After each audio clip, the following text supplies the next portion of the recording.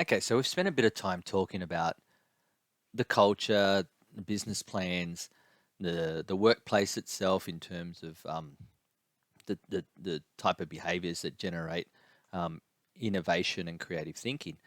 I want to just come back to focus on the idea of us as leaders. What do we have to do as leaders to create an innovative workplace? Well, very first thing that we need to do in terms of our own personal agency is lead by example, making sure that we're constantly aware that people look to us to see how we should be, how they should be acting and behaving around a idea or ideas in the workplace. And in this case, innovation, people will look to us and see how do we behave around innovation, because that's going to be um, the example that they're going to use to shape their own behaviors. So we need to be acting as positive role models by not only talking the talk, not only talking about how innovation is really important and part of our culture and so forth, but also walking the walk by behaving in a way that promotes and encourages and endorses. I was reading I was reading some stuff about innovative workplaces in Silicon Valley. So in San Francisco, in particular, when we talk about tech companies, everybody's trying to follow the innovative model, and some organizations like 3M do it really well, and other organizations don't do it so well, where they talk the talk but don't walk the walk. What does that mean? Well, I was reading a story, and it was on one of the the the research papers um, about an intern that went to an organization that promoted a culture of innovation and progressiveness. And one of the things that they had in there was a games room, so a room where they had lots of pinball machines and arcade games and so forth. And this was the idea of creating a fun workplace. And they were surprised that the room wasn't always being used, because as a new employee, they thought it was terrific, and as part of their induction, when they were being inducted and shown around, they all stopped and had a bit of a play, and it was all good fun, and it was really good for building camaraderie with the other interns and so forth. So when they finished their induction and they went to start the actual work, they were surprised that the room was always empty. Um, so they got one of the other interns, this person who was sharing their story, got one of the other interns and started um, set up some time during the day to play, because the when they were doing their induction, it was told that it's, we're very flexible here and adaptive. As long as you get your work done, you manage your own time, so you can, whenever you want to break, you can jump in here and have a play to de-stress and recharge for your next bout of work. So they got one of the other interns and they were playing, and as they were playing, one of the senior executives come up to him and said, "What are you guys doing here? You obviously must be up to date with all your work." And and um and they said, that they didn't challenge it, of course, because they were just interns, just starting. So um, this person then realized why no one else was using it, because even though it was there to make them look progressive and in some cases perhaps tick a box, it wasn't actually part of the accepted behaviors in that workplace. So that's an example, a pretty extreme example, because most of us don't have like um, pinball machines and what have you in our workspace. But it's an example of where, as a leader, you have to not only talk the talk, say the right things in terms of culture and values and behaviors around innovation, but you also need to demonstrate by example. If you can't, if as an executive you can't honestly find it the time to be able to utilize a room like that or find the value in that, then you shouldn't have one. Or you need to um, modify your thinking and understand its importance, and start to lead by example, because people will emulate your behaviors, and they'll not only that, they'll get the message from things such as what you say, and you also your non-verbal cues. So that's from the as at the very least, we need to be making sure that we say the right things in terms of promoting um, uh, innovation, the culture, and the plans and so forth, but also that we're acting in a way that's consistent with what we're saying.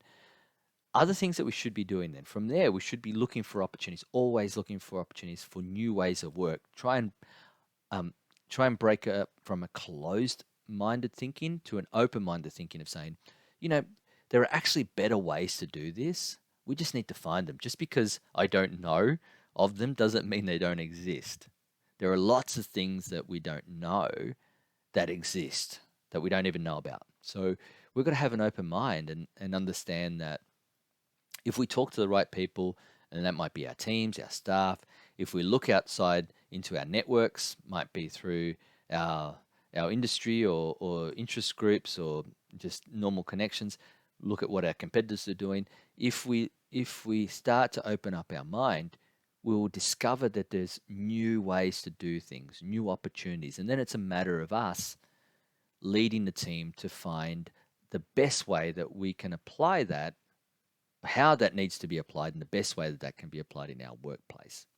So if it's technological change, it's driving innovation, we have a look at what's coming out of the tech space. We have a look at what some of our competitors are doing. We have a look at what some of the research is showing and what our industry groups are saying.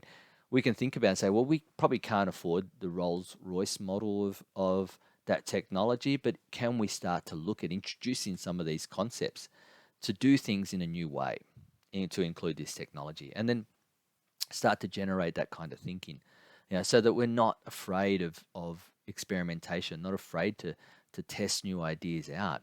It doesn't mean that we have to take a big gamble, throw out existing models that are working and put something new in. It just means that maybe for us, this sustainable model of innovations works best where by continuous improvement. Or it might be that there's an element of our business that, what, we're right at the cliff's face, and we need to find a revolutionary way of changing this, and we're going to change the wholesale model. Now that doesn't happen too often, but it might just be the case. So, and that goes back to the concept I was talking about before, the risk assessment, making sure that we've got a willingness to engage with that risk.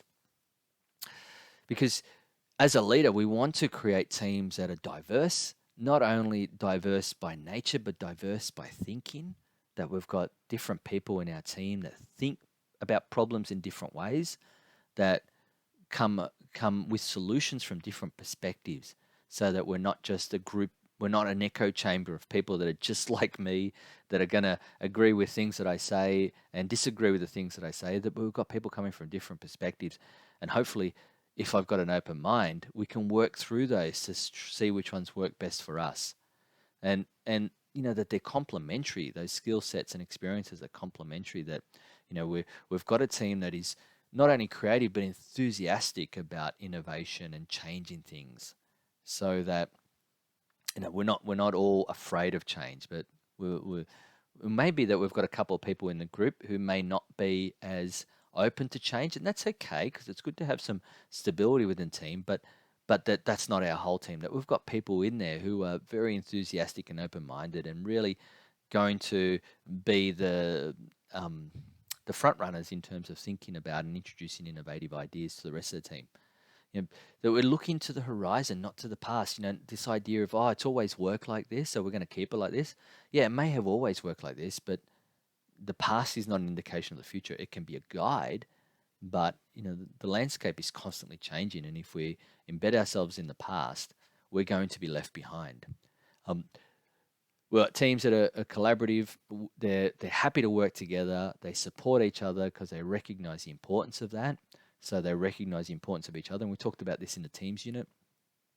And they feel secure in their role and feel supported by their manager. So even things like taking ideas up the chain, as I talked about earlier.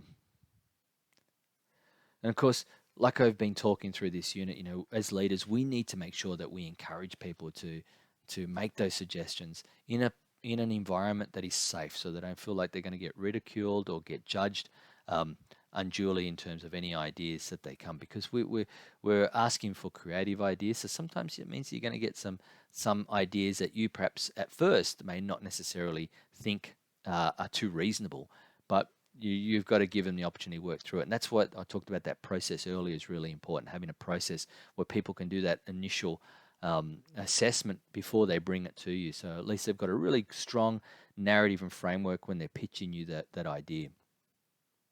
We need to make ourselves available. That doesn't mean saying, oh, I've got an open door policy. It actually means having an open door policy. It means always being available, walking the floor sometimes, making sure that you go up to people and go, tell me what's going on, what's happening, what's on your mind, how are you going with this task, and genuinely listening. If you do have an open door policy and you encourage people to walk into your office, that you stop what you're doing and you look at them when they speak to you, because it's not really um, it's not really consistent with the message if you say you have an open door policy and people walk in and you just keep working and don't give them your attention.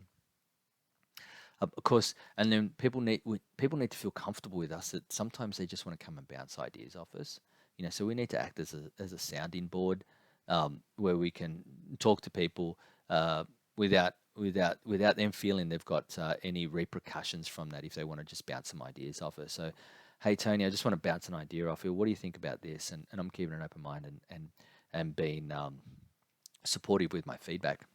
And of course, going back to the teams unit we talked about earlier, trust is a critical element. If there's trust missing at any of these points, it's going to have a detrimental effect on the team's ability to be innovative